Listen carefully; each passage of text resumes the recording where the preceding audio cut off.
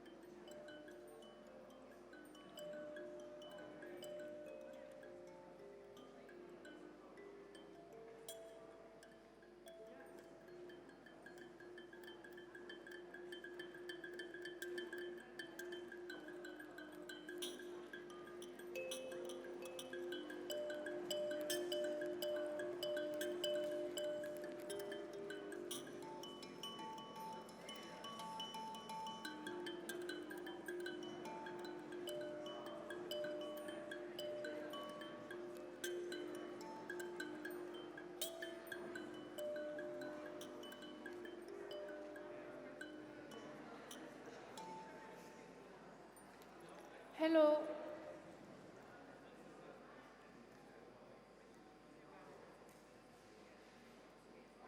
Hi.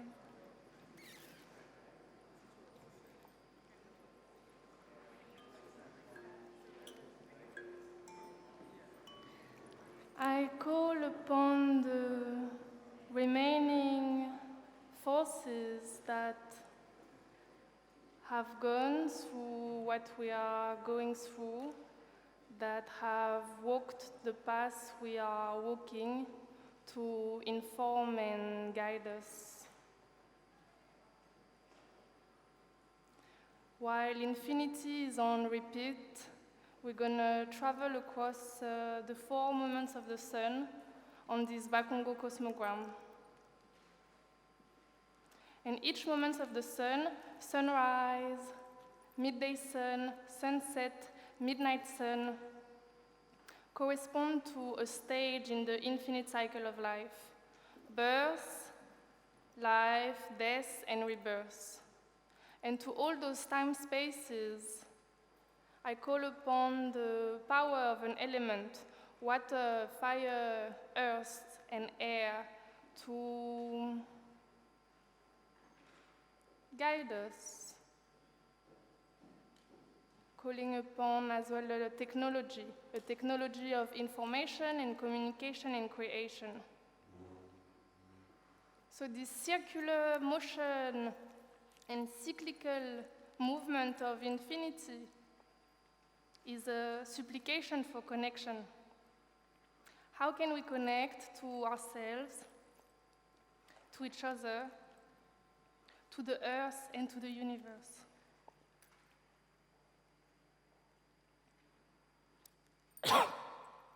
See, it's making me cough. For real, how do we connect without feeling isolated, without feeling alienating from every life that is, you know? But I believe African and indigenous philosophies and spiritual science can assist us and guide us towards a deeper understanding of connection, of the laws of connectivity.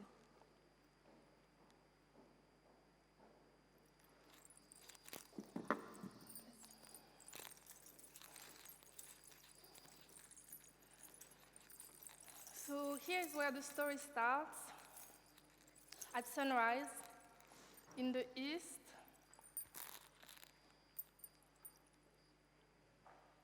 the birth of a day, of a life, of a world, the birth of our universe. And many cosmologies around the world believe that the universe was born out of primordial waters. You have Nun in ancient Egypt, and you have like the dark ancestral waters from which like life emerged. And you have similar stories from the Bakongo kingdom and also from Vedic, Babylonian cosmologies. Even the Bible says that the spirits of God was hovering over dark waters. And now in astrophysics, you also have this idea of the primordial soup before the creation or the impulsion of the expansion of our universe. So those primordial waters, these ancestral waters, they remind us of the H2O molecules that allowed life on Earth, but also of the waters of our wombs, which gave birth and keep giving birth to humanity. So from the primordial waters to earthly waters and our inner waters, water creates. Water is a technology of creation. But it's also a technology of information. Water has the capacity to copy, store, and share information through its flows. The research of a physicist, Masaru Emoto, actually has studied the effect of consciousness onto water.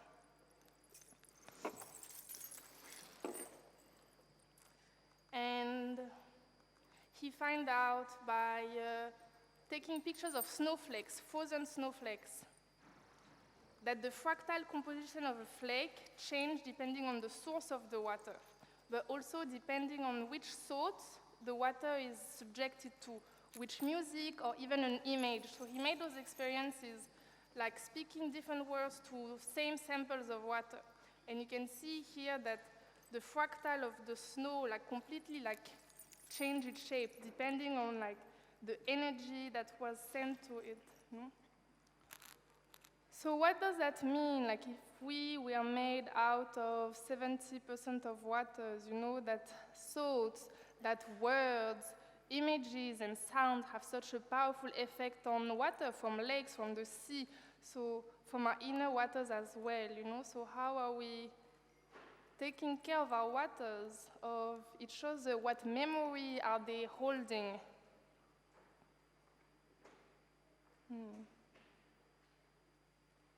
It's like water is the most ancient hard drive. And in many spiritual traditions, especially on the African continent, but also over the Americas, water was understood as a conscious being, a force that was an intermediary between the material world and the spiritual world. So it was an interface for communication from which you could download information and messages through water spirits, through serpent snakes or water serpents that acted as a conduit between creation or the source of creation and creation.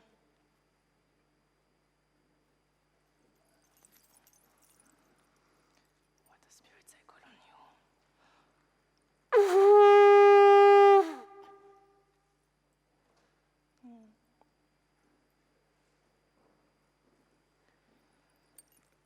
Water also have a very powerful healing power.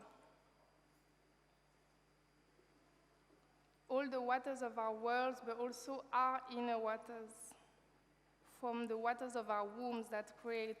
And wherever you fall on the gender spectrum, we all have a very powerful energetic center in that area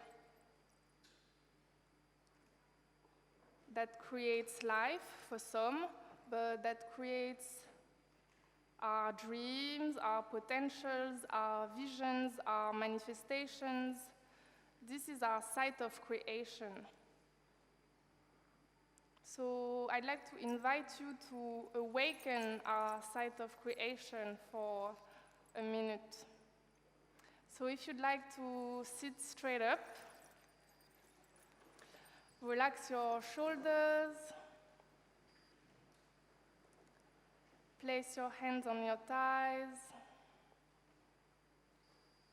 close your eyes,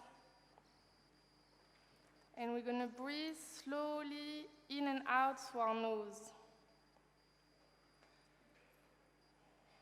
So just feel yourself grounded onto the floor, on your chair. And try and bring your attention, your focus into your site of creation.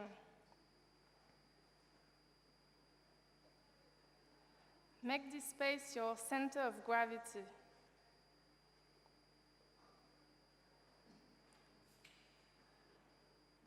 And just breathe in and out from this area.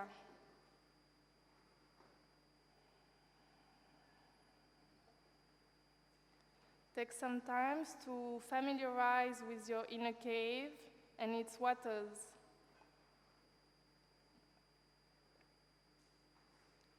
What's your intuition? Are those water calm, or are they swirling or turning or agitated?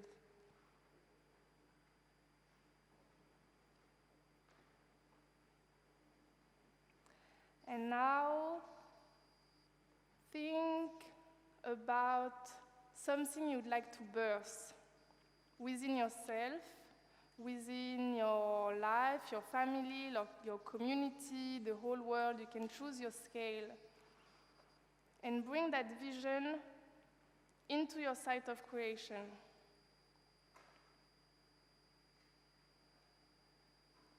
Make that vision sink into your waters.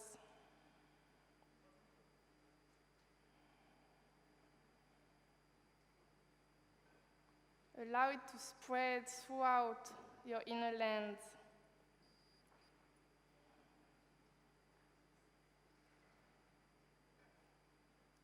And when you're ready, inhale, hold your breath. If you're pregnant, do not hold your breath. Contract your anus, sex, navel muscles, and rise your vision onto your crown. And exhale. One more time. Inhale. Hold your breath. Squeeze your perineum, all anus, sex, genital muscles, and feel your vision rising up along your spinal cord. And exhale. One last time, because 3 is a generative number that creates, that overcome oneness and duality to bring forth new life. So inhale, hold your breath, contract anus, sex, navel muscles, and bring your vision from the bottom of your spine up to your crown and up to the universe. Contract and spread your vision as far as you can. And exhale.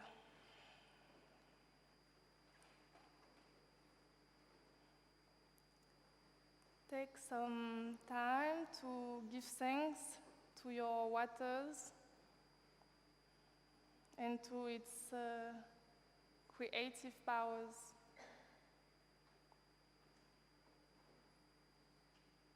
And when you're ready, open your eyes.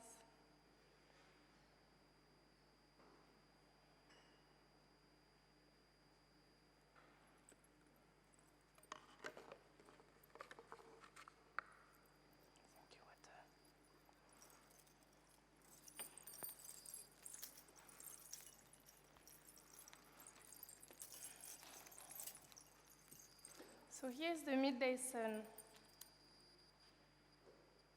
Thank you, fire. It's the realm of fire. It's also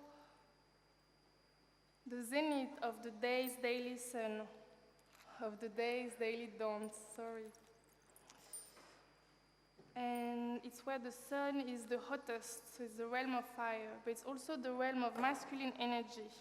And in our cosmogram, the upper sphere is the material world, and the lower sphere is the spiritual world. So here we are at the pinnacle of material world. So how do we connect here? Through the internet, our favorite. And how does that feel? Well, wonderful sometimes and miserable other times. So yes, the internet connects us to each other and allows us to reach out and create communities. But to reach out to who, to which world, who has access to it, and at which speed, at which cost. So,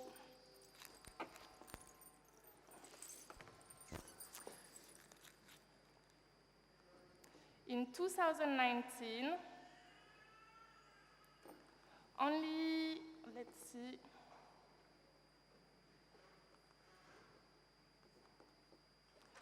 yeah, 56% of the whole world is connected to the internet, with almost 90% of the US, over 85% of Europe, and you have only 37% of the African continent connected to the internet. So the internet is still very much a space of exclusion.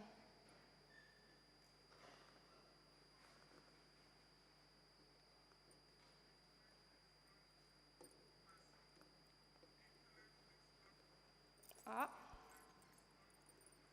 No sound? Classist, patriarchal. Internet is exploitative, oppressive, exclusionary, classist, patriarchal, racist, homophobic, transphobic, fatphobic, homophobic, coercive, and manipulative. The internet reproduces the West, offlines racial, economical, political, and cultural violence and domination, legitimized behind the idea of modernity and technological advancement.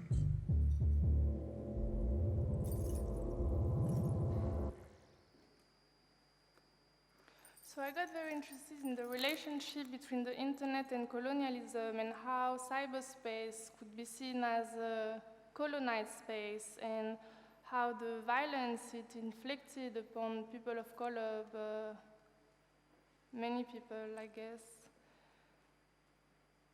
is related to the history of the technology itself.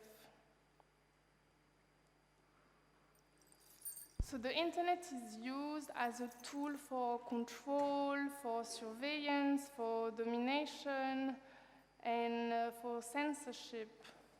But it's also used by the Western world to reinforce power over former colonized countries. And that has been called electronic colonialism.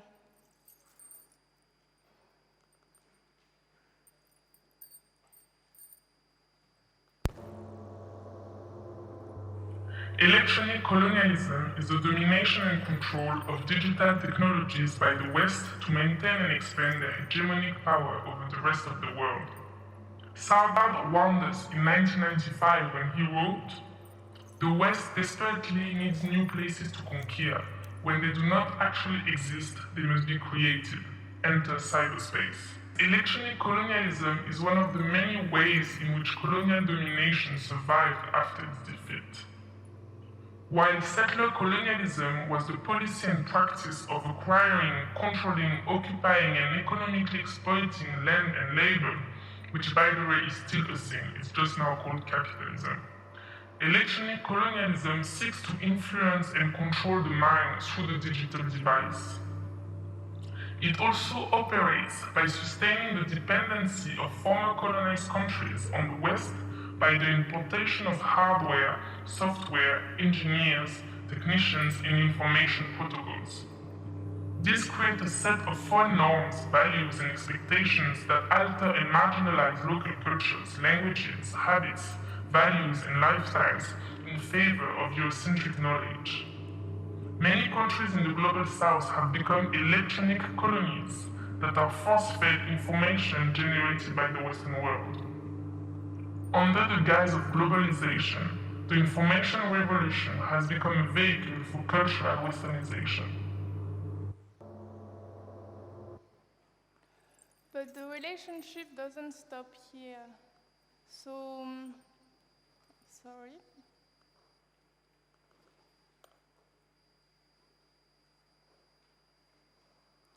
While looking at this, I found out so the internet goes through fiber optic cables under the oceans.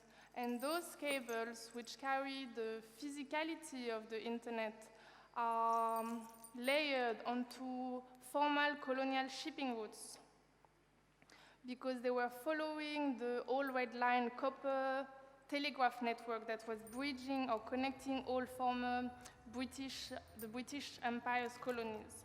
So you have the cables of our global digital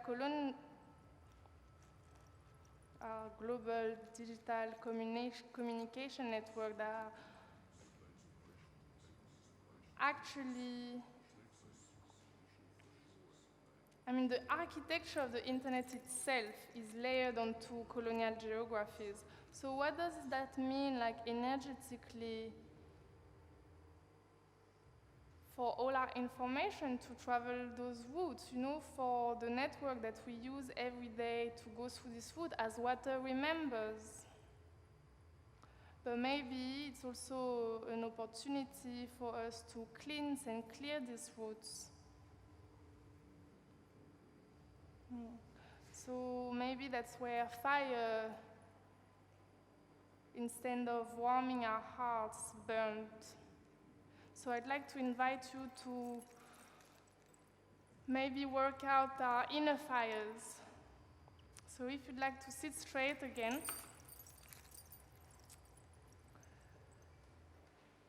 relax your shoulders. So we're going to do breath of fire. So breath of fire is good in times of crisis.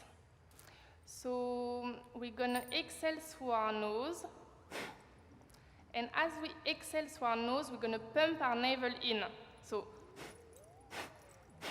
don't worry about the inhale. The inhale is just going to come naturally. So if you exhale out, pump in at the same time. If it's a bit confusing, you can do like a dog, like it does it like automatically. So, okay, relax, close your eyes, and just bring your awareness into your abdomen, your fire center.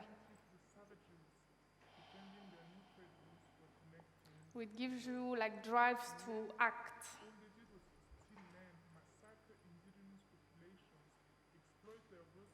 And maybe you can look into yourself or into your life if there's an area or a situation where the intention between a desire or a wish was animated by too much fire and started to burn. Or maybe on the contrary, you can, if there's something you need to bring forth and you need a bit more fire because our visions need fire. So then bring this vision into your fire center and we're going to start breath of fire. So let's start.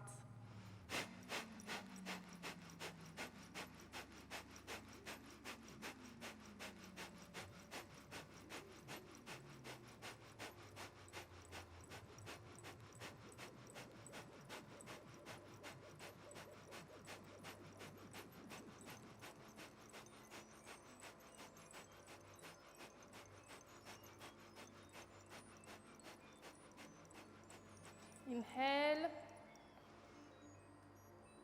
and exhale. You should feel warm. So take some time to bless the fire.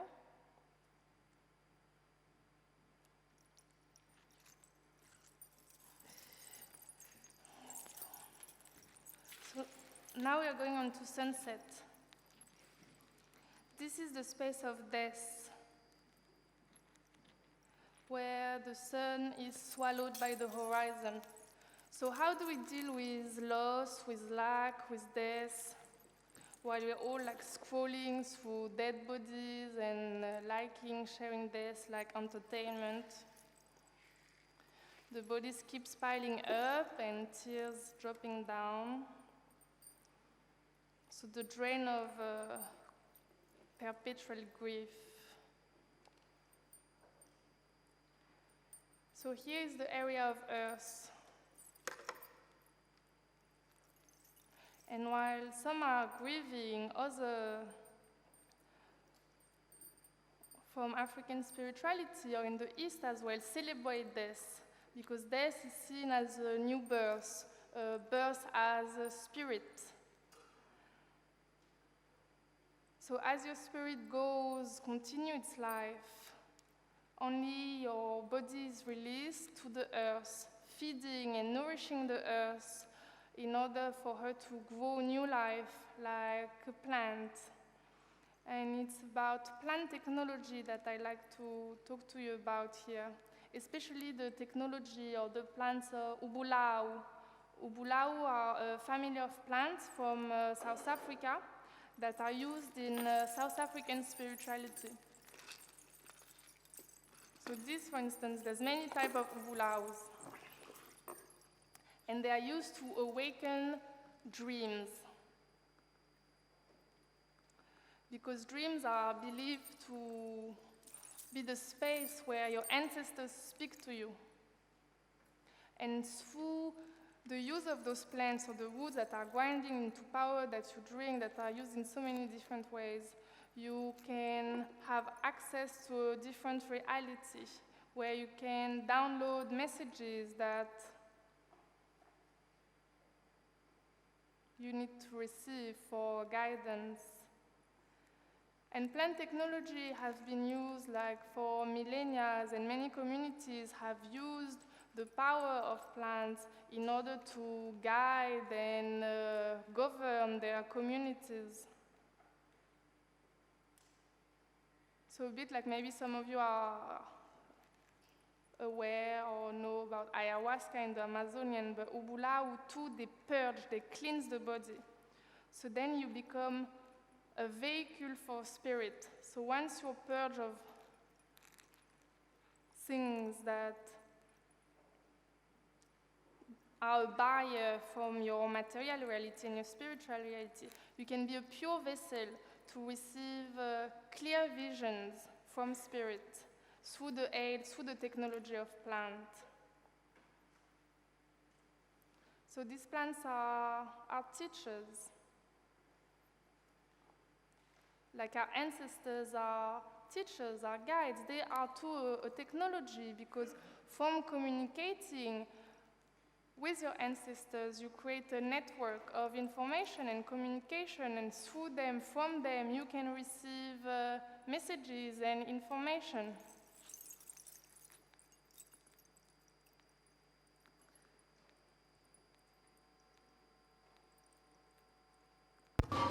We are praising our ancestors because also what they provide for us is a divine record of consciousness. They are the divine internet. If we are trying to draw on our own personal files within the memory of our own computer, then our access to information is limited. If we take that same computer and connect to the internet, a whole different thing happens. It's the same computer, but now it's connected to the internet. The analogy is that we are the computer. That if we try to rely on our own brain to come up with all the answers that we are dealing with on a daily basis, especially in a world of oppression like this, in a world of unfairness like this, in a world of injustice like this, in a world where we see things being destroyed that we care about, then we are indeed lost, because all we have is our one lifetime. When we draw upon the lifetimes of our ancestors, it's like our computer is now connected to the divine internet.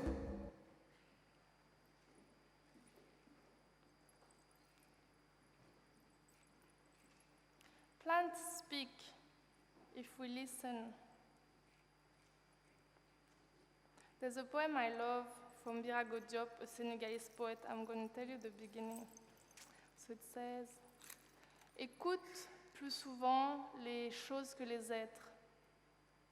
La voix du feu s'entend, entend la voix de l'eau, écoute dans le vent le buisson en sanglots.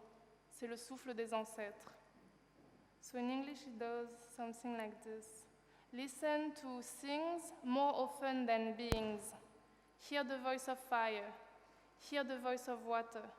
Listen in the wind to the sides of the bushes. This is the ancestors breathing.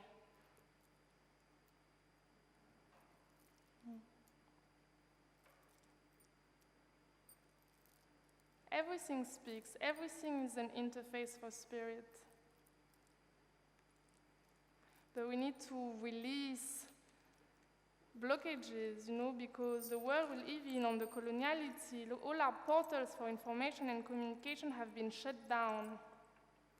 But we are like antennas, that can tap into another dimension, another reality where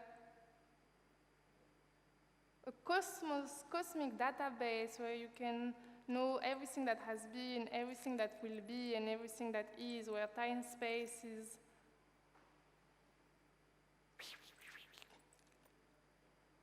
Yeah. So to release, we need to cleanse. So that's what the earth does. She composts everything, our feelings, our bodies, our pains, So I invite you to do some inner compost. So if we sit, again, with a straight spine, relax our shoulders, close your eyes,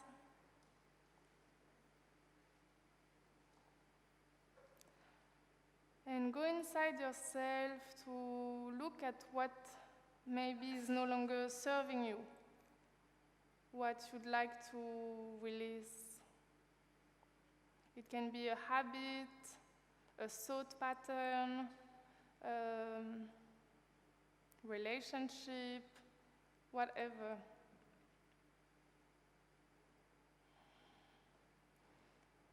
And we're going to breathe in and exhale with a big sigh. And then imagine when you exhale that you're releasing that vision into the earth and give it to her, but generously, because she can receive anything, the best like the worst. She has no judgment, Everything is a blessing.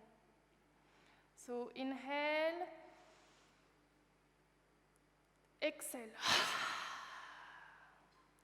Inhale, exhale. Inhale, exhale. Inhale, exhale. One last time, 5, because 5 is the number of transformation. So let us allow ourselves to make some space in our being to be granted other state of existence. Inhale and exhale. Thank you, Earth. So now it's time for the Midnight Sun. This is the space of rebirth. It's also the space of feminine energy and of the spiritual world. So here we are just spirit. We're not tied to the material world anymore. And this is the realm of air. Air, which is our breath from our first to our last, and the breath of the universe that allowed the world to come into being. And the technology I want to share here is the technology of sound, and how sound is beautiful. Sound is so powerful. And sound also creates. From the world of sound came the world of form. The whole world is vibration. I believe the world came about through sound, and that we are from a primordial sound, and we are just sonic residues of that sound. And we have in our bodies like our own vibrational frequency. And it's like we're playing an inner symphony, and like an instrument we can be tuned. And maybe the purpose of life is to find the sound of creation and to harmonize our inner songs with the sound of infinity. So I'll show you, I don't know if some of you know about cymatics. Cymatics is the science of visualizing sound. So each vibration has a specific geometrical pattern.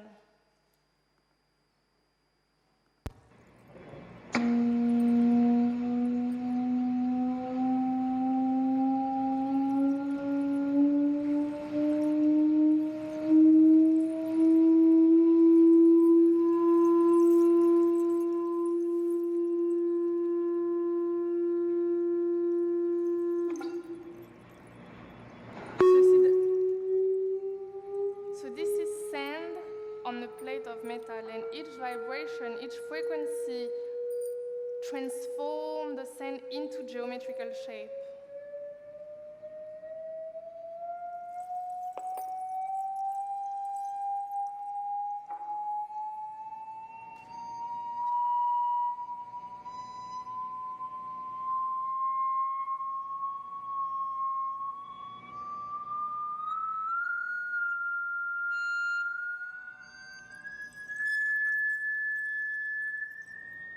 Well, now maybe it's a bit too high pitched, but yes, so the power of the word is actually, can be seen through this, that sound creates form within our world. So the sacred geometry that we see in nature is actually sound at work. So the word that we speak, the word that we listen to, they transform the geometries of our beings.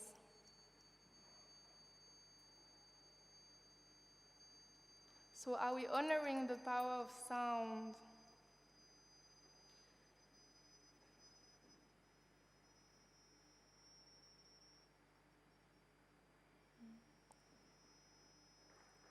So to end, I'd like to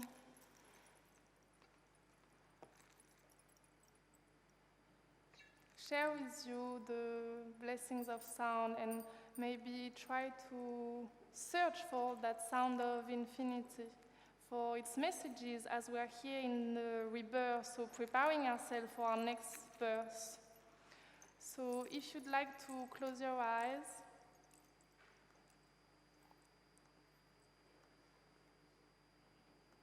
sit still, straight,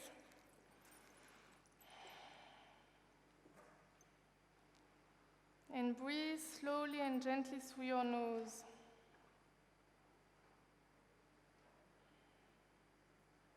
And then imagine yourself leaving your body from the crown of your head. So you see yourself now sitting in the room, and you go a bit higher and you go through the roof. So you see the whole neighborhood. And you continue rising, and now you see the whole of London and its river. And you go up, and now you see the borders of the UK surrounded by the waters. And you go up and see Europe. And continue your ascension and cross the atmosphere. So now you can see the whole of Earth. And as you go further and further, you meet our planets, and now you're leaving the solar system, and you go through many galaxies, and continue your rise up like this, up and up and up into space, into time-space, until you don't see anything anymore, until it's just pure emptiness. When you're there, just chill, feel comfortable, feel nourished, feel supported by this emptiness, and open up your portals of information. Allow yourself to receive whatever messages is here for you. May it be an image, a sound, a smell, a feeling in your body, or even if it's nothing at all. Just be present to receive the song of infinity.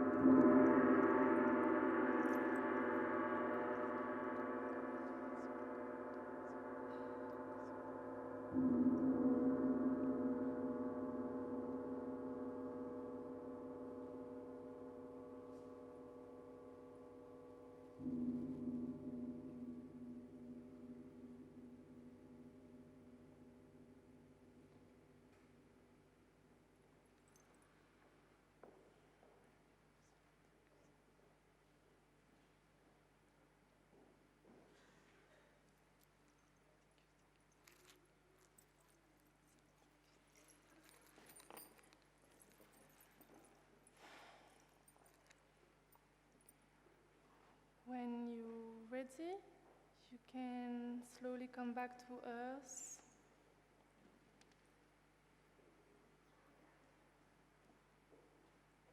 And open your eyes.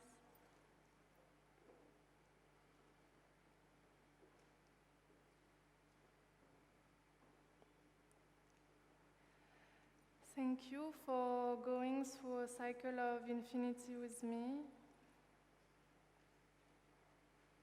Thank you to the waters, the fire, the earth, the air. Thank you for the spirits that were here and guided us. Thank you for sharing hearts and space. May your hearts open to receive infinity. Many, many blessings fall upon you. And may we have the courage to connect to the depths of ourselves, to the depths of the earth, and to the infinity of the universe. May we download many teachings and share them with love. Thank you.